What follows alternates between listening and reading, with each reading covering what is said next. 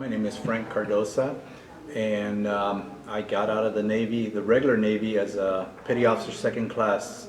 If I can remember right, I was rather surprised because I didn't know what a fleet tug was. You see the movies and you see the glamour, you know, that hey, I'm serving on a, if you get assigned to a destroyer, you get assigned to an aircraft carrier. You know, these ships are all frontline combat vessels, but you never see the backdrop. You know, the Abnaki was an auxiliary tugboat. It was an auxiliary ship. And I came to learn that it was more to it than what appearances were. You know, you looked at it and says, what is this? You know, what kind of boat is this? Will I ever go out to sea? Will I get to visit? Because you know, one of the reasons people join the Navy is to see the world. And I did see quite a bit of it on a tugboat, because there was a lot of behind the scenes, you know, that a lot of these big guys can't do without. I didn't know that we were capable of towing a ship as large as an aircraft carrier, but if need be, we could. The equipment we had on board the Abnaki was capable of towing these big ships. We were capable of taking ships off of the beach if they grounded themselves. We had divers on board. These divers did a lot of jobs that, you know, that they could do rescue operations, hard hats. These guys could stay underwater for a long period of time, you know, looking for salvage things that may have sunk that needed to be brought up to the surface, because you know, if a ship sank for a reason, we needed to know why. So it was an important job. You know, it wasn't glamorous, but it was important. We got dirty. Sometimes you worked out of your job description. You know, too many of us get into this line of work says, well, that's not my job. That's not true on the Abnaki. You did everything. And we used to play jokes on each other, you know, and so, you know, when you have a small crew, you know, you get bored out there, and you play jokes on each other, you have fun, it was like a big dysfunctional family in the end, because you had disagreements. There was always going to be disagreements, but then you made up, because you had to work side by side with your shipmates. You may not like the guy next to you, but hey, you had to depend on him. If something happened to you, you fall down a ladder, you hurt yourself, he's going to call for help. You hope he would, at least. So, you know, and you would do the same for them.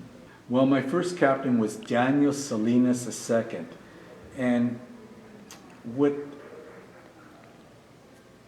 amazed me is that, okay, I came,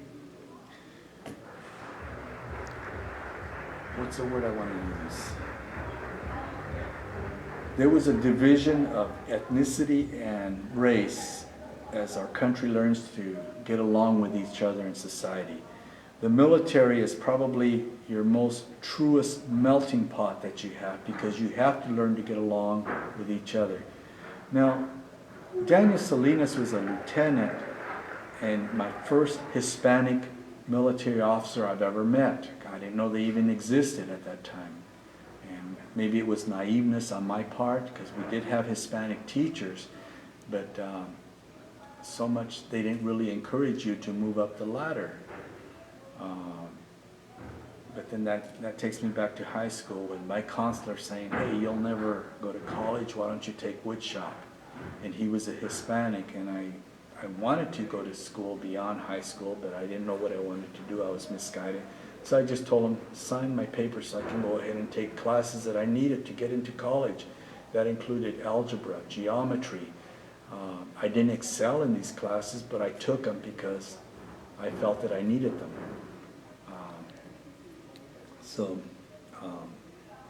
Daniel Salinas was from what I remember, was what we call a brown water sailor now.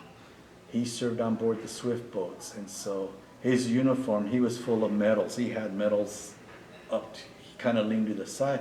But Daniel was also a boxer, what I've discovered, in Annapolis. And from what I remember from the captain, he also smoked like a chimney. And you could tell when he was under stress because he would light one cigarette after another, and when he wasn't drinking coffee, he was smoking. And Daniel Salinas was captain of the ship at that time, and we got to talking, and his indoctrination to us was that he wanted us to follow orders. And one of the things that he did mention that stuck out in my mind is that he was not going to tolerate any insubordination or rioting.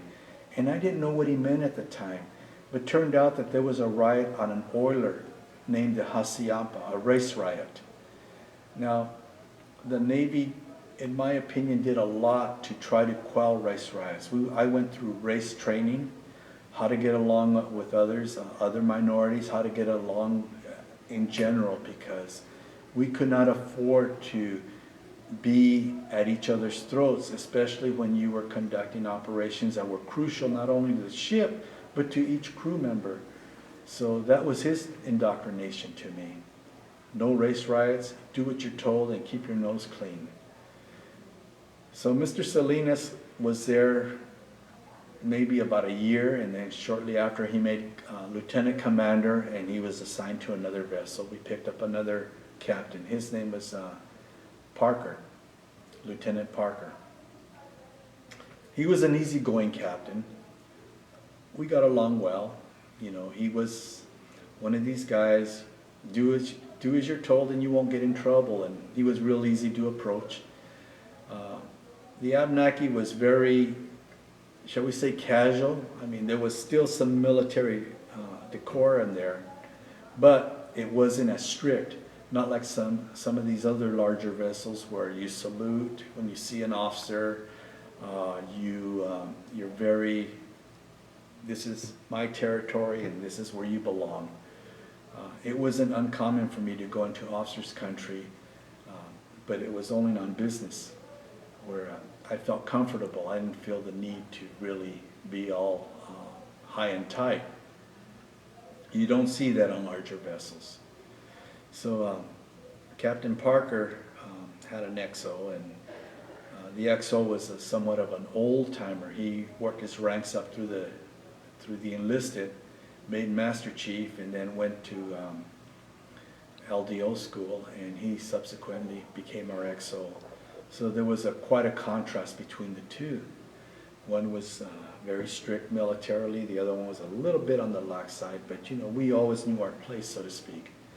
So under their two different command styles, but you still had a job to do, and you were still in the military.